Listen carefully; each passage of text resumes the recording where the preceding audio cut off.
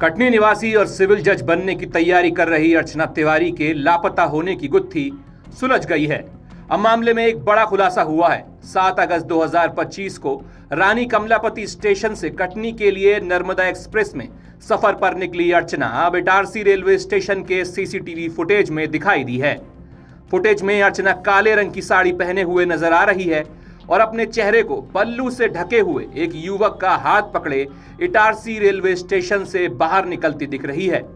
इससे पहले GRP police ने इटारसी स्टेशन पर लगे कुल 82 सीसीटीवी कैमरों के फुटेज खंगाले, लेकिन वह सूट पहनी महिला की तलाश में जुटे रहे, जबकि अर्चना ने कोच बदलने के बाद साड़ी पहन ली थी।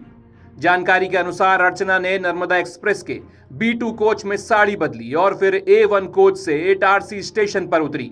इटारसी के प्लेटफॉर्म पर एक युवक हाथ में पॉलिथीन लिए दौड़ता हुआ नजर आता है, जिसके बारे में आशंका है कि उसमें वही साड़ी थी जिसे अर्चना ने बाद में पहना।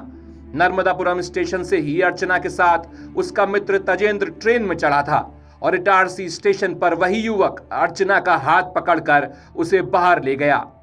इटारसी स्टेशन से बाहर निकलने के बाद अर्चना और तजेंद्र 4 लेन पहुंचे, जहां पहले से एक कार उनका इंतजार कर रही थी।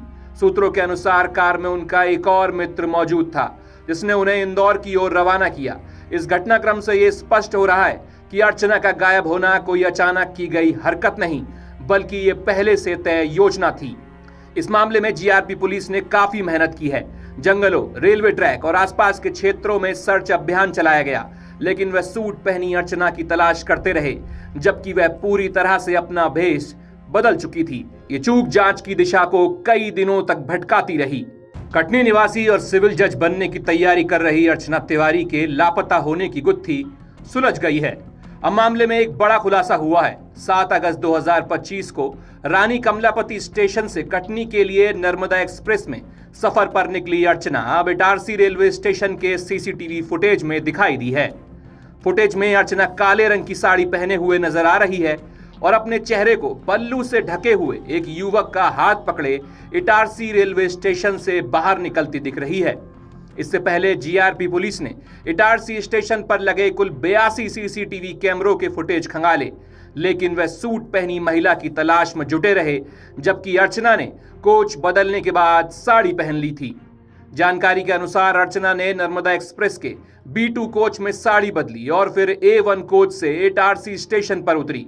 इटारसी के प्लेटफॉर्म पर एक युवक हाथ में पॉलिथीन लिए दौड़ता हुआ नजर आता है, जिसके बारे में आशंका है कि उसमें वही साड़ी थी जिसे अर्चना ने बाद में पहना।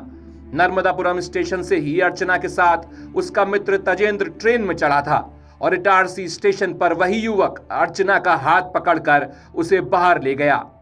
इटारसी स्टेशन से बाहर निकलने के बाद अर्चना और तजेंद्र 4 लेन पहुंचे, जहां पहले से एक कार उनका इंतजार कर रही थी।